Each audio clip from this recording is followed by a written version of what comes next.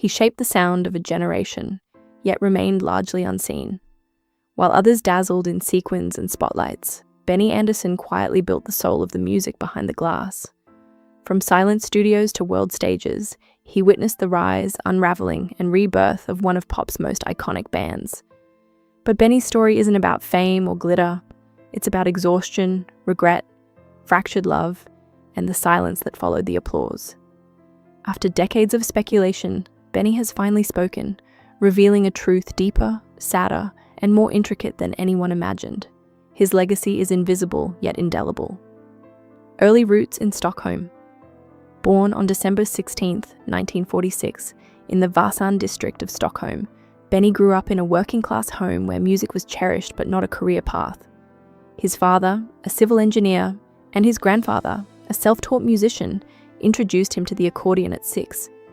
That instrument sparked a lifelong fascination with melody and harmony.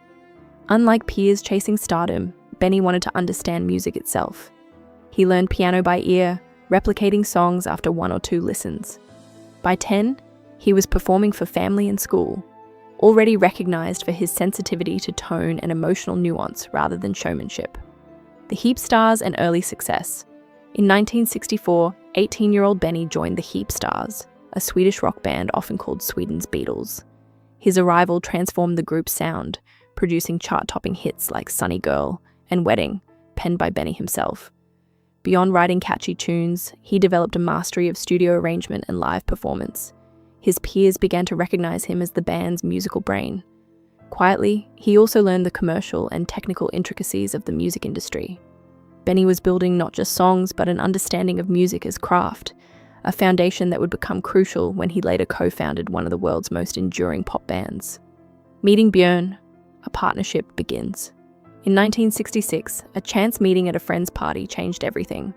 Benny jammed with Björn Ulvaeus, a member of the Hoot Nanny Singers. Their instant musical connection, rooted in harmony, arrangement, and shared obsession with detail, blossomed into a lifelong partnership. Over the next years, they experimented with styles, composed for other artists, and honed their collaborative skills. Benny's emotional sensibilities complemented Björn's lyrical wit. Together, they formed a creative balance. Beyond professional alignment, they became close partners in life. Their musical bond would soon expand to include 2 extraordinary female vocalists, setting the stage for a band whose sound would be as precise as it was timeless. The formation of ABBA. By the early 1970s, Benny and Björn were not only co-writers but partners in life with Agnetha Fältskog and Annie Frid Lyngstad, 2 powerhouse Swedish singers. Their first venture together, the cumbersome Björn and Benny, Agnetha, and Annie Frid, revealed their chemistry despite the name's awkwardness. After failing to win the Swedish Eurovision selection in 1973, they returned in 1974 with Waterloo, a glam pop anthem that won Eurovision and launched them onto the global stage. Soon, they adopted the sleek, memorable acronym ABBA. Benny now stood as the band's sonic architect, carefully shaping melodies, harmonies, and instrumentation into a cohesive, emotionally resonant whole, building the kingdom of sound. In the studio, Benny's patience and perfectionism were legendary. He spent days refining a single harmony until it captured the intended emotion. He was unconcerned with trends, focused instead on timelessness. While Agnetha and Annie dazzled audiences and Björn wrote clever lyrics, Benny sculpted the emotional subtext of ABBA's music. His signature style, bright melodies layered with subtle melancholy, allowed songs to carry joy on the surface and sadness beneath.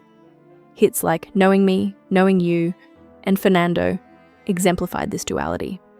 Benny was constructing more than songs. He was building a musical kingdom, where every note, pause, and chord progression mattered, revealing depths hidden behind catchy pop hooks. Fame and private strains. Through the 1970s, ABBA rode an unstoppable wave of fame. Publicly, their success was dazzling. Privately, the group was fraying. The first fracture appeared in 1979 when Björn and Agnetha divorced. Though the band remained professional, the emotional weight began to seep into their recordings. Benny and Annie's relationship endured longer, but faced similar pressures. Their once passionate connection became strained under the weight of fame and Benny's perfectionist tendencies. By 1981, Benny's feelings for Mona Nörklelt, a television producer, brought matters to a quiet end. The emotional fractures were subtle, yet profound, setting the stage for the band's eventual hiatus, mirrored in the melancholic tone of their later music. The music reflects the pain. The final studio album, The Visitors, released in 1981, carries a frostier, more reflective sound. Tracks like When All Is Said and Done and Slipping Through My Fingers resonate with unspoken heartbreak. Benny's compositions mirrored the band's emotional reality, perfection in sound, but imperfection in life. The sparkle of earlier hits had dimmed, replaced by introspection. Even as audiences danced and sang along, the music hid the quiet suffering of its creators. For Benny, music was both refuge and confession, a way to process emotions he struggled to express. The studio became a place to confront feelings he could not share openly, embedding personal truth in every note. Reimagining ABBA, Digital Resurrection. Decades later, Benny helped redefine performance with ABBA Voyage, a digital concert using motion capture to recreate the band's 1979 selves. The show, accompanied by a live 10-piece band, became a global sensation, selling over 1.3 million tickets. Benny meticulously oversaw sound design, insisting the avatars' performances were emotionally precise and technically flawless.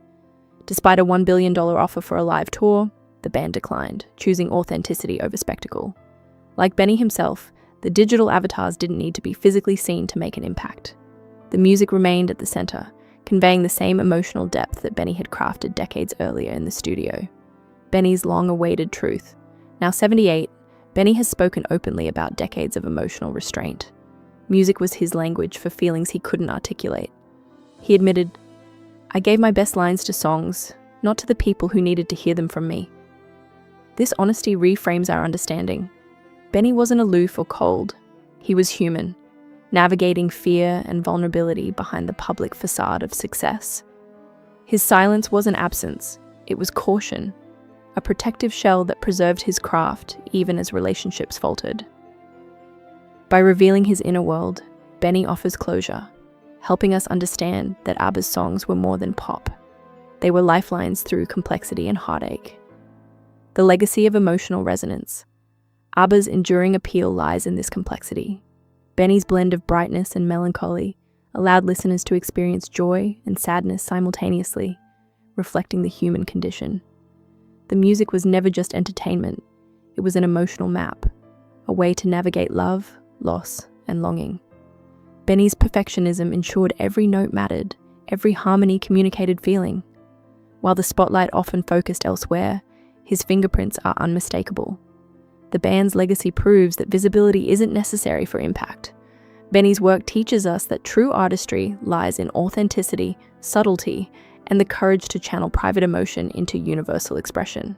Reflections on a Life in Music. Benny Andersson's story is not about fame, spectacle, or glittering applause. It is about survival, honesty, and the quiet work of creation. He lived through relationships and heartbreaks, translating private emotion into songs that continue to resonate worldwide. For decades, he hid behind melodies and harmonies, letting the music speak his truths. Now, having shared his reflections, the man at the piano invites us into his world.